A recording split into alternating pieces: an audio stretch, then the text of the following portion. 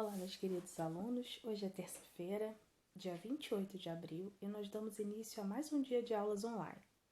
Para começar essa nossa aula, eu vou pedir que você vá para a página 32 de História, ok?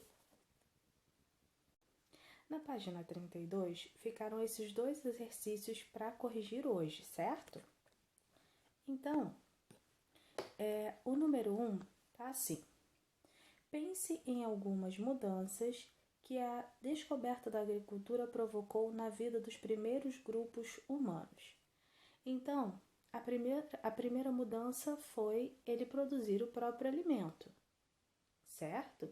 Já que ele só vivia da coleta e da caça.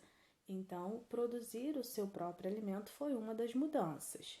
A outra mudança é não ter mais que se mudar constantemente.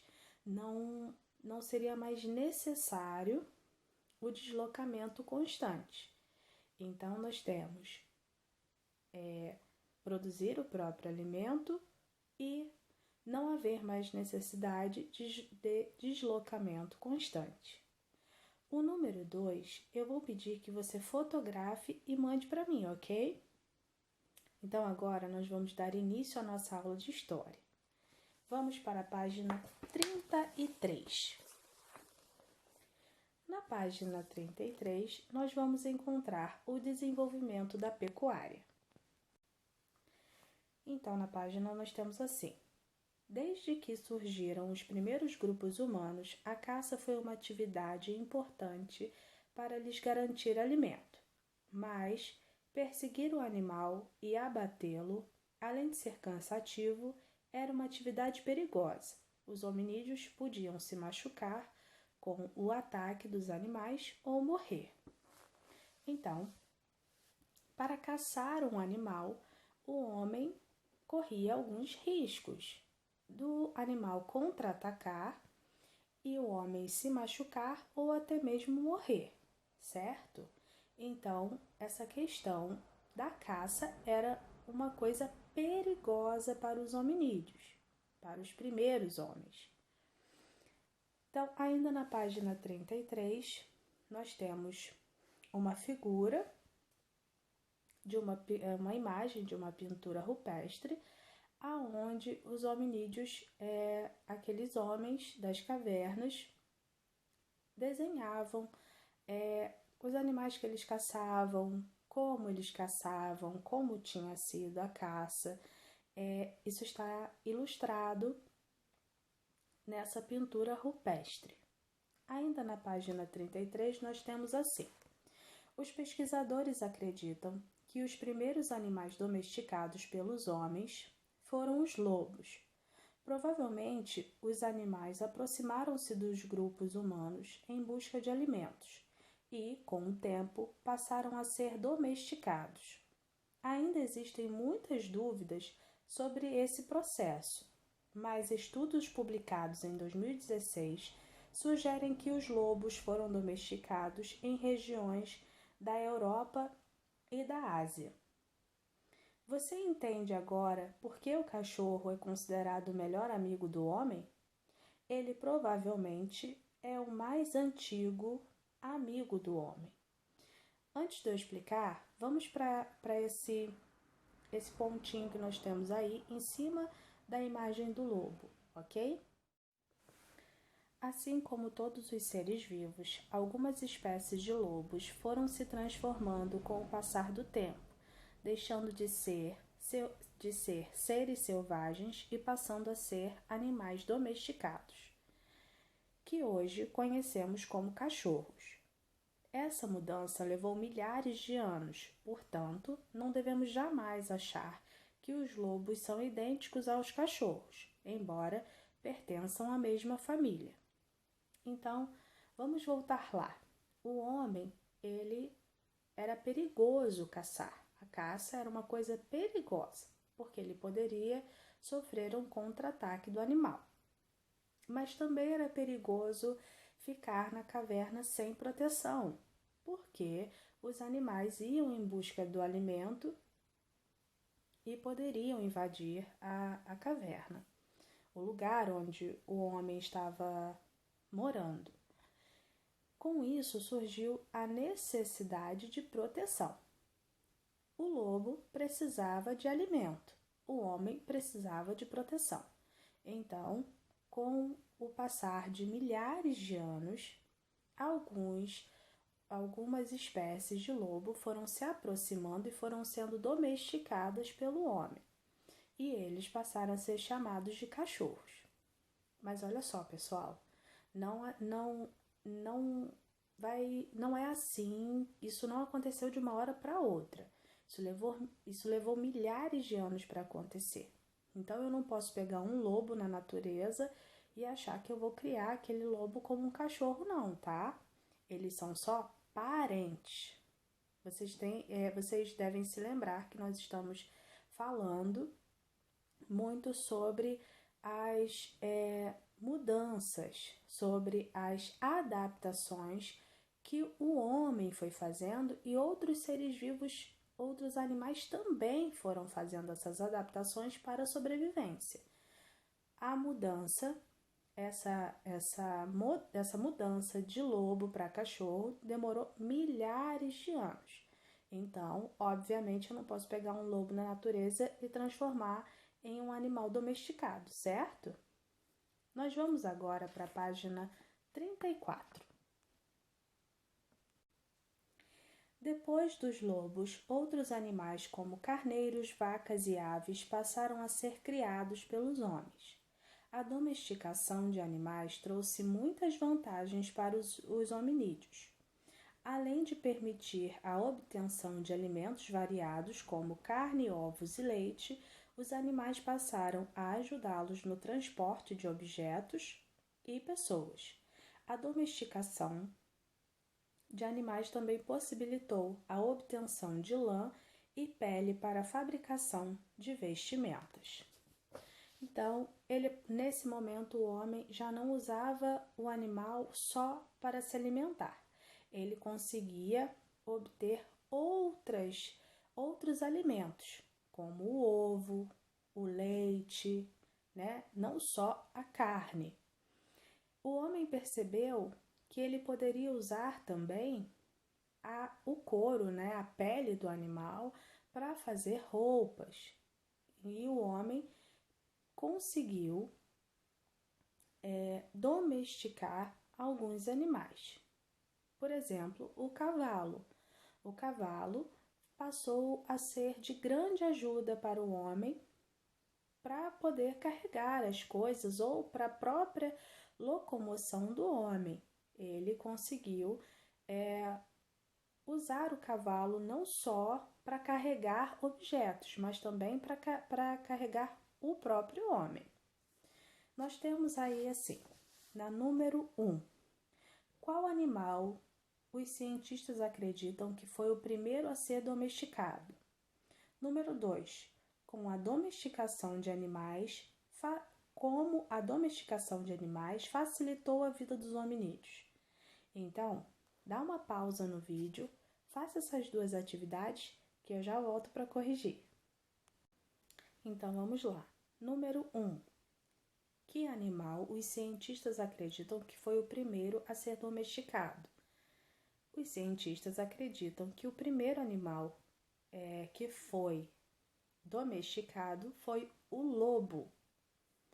Então, número 1, o lobo. Número 2, como a domesticação de animais facilitou a vida dos homens, dos hominídeos? Então, facilitou no transporte, na fabricação de vestimentas, né, na fabricação de roupas e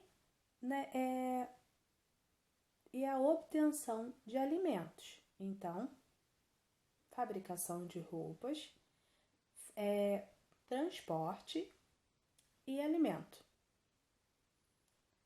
Vamos para a página 35. O patrimônio material na pré-história.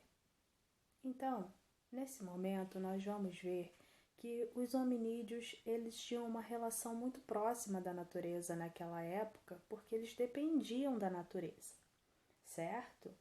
Depois, o hominídeo passou a criar instrumentos para enfrentar os desafios daquela época.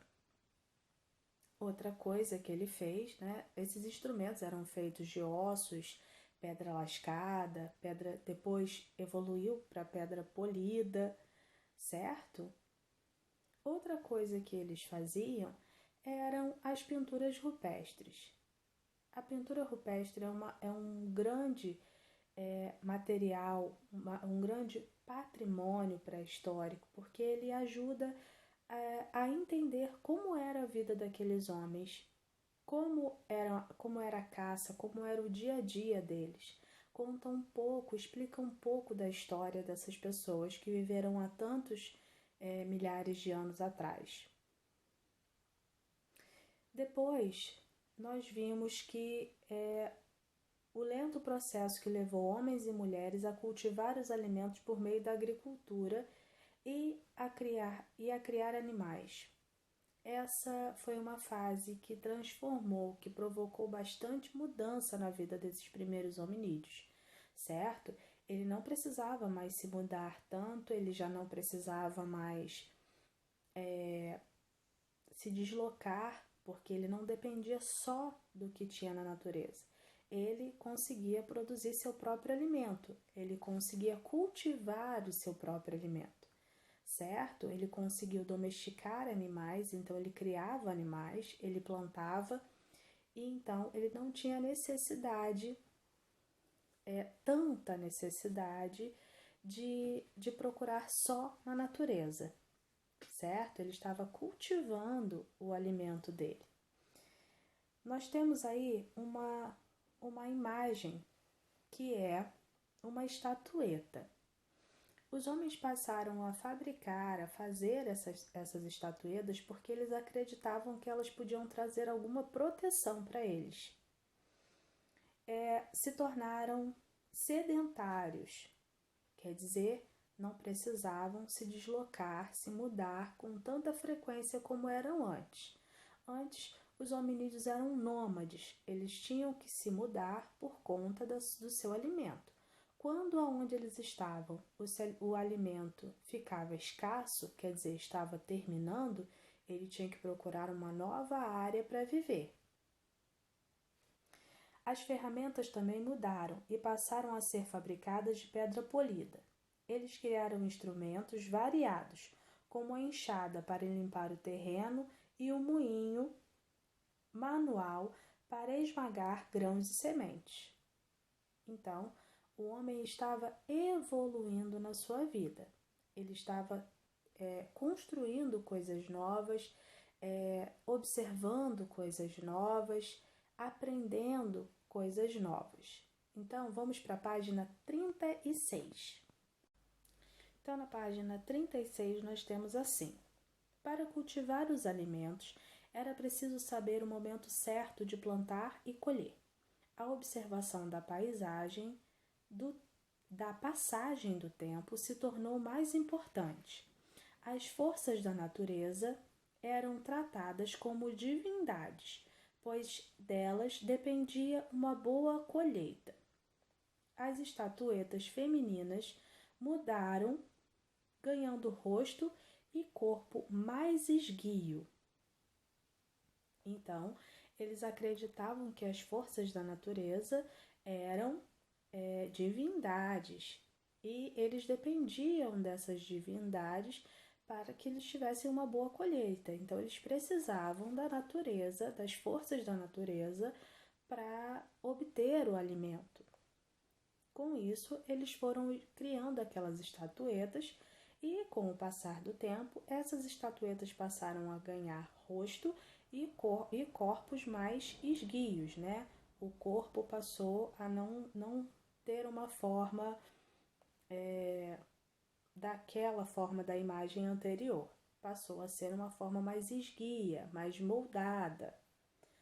Foram construídos grandes monumentos de pedra para marcar o tempo para marcar o ponto do nascer e do pôr do sol, ou para servir como templos religiosos. Esses monumentos são conhecidos como megalíticos e foram encontrados em várias regiões do mundo.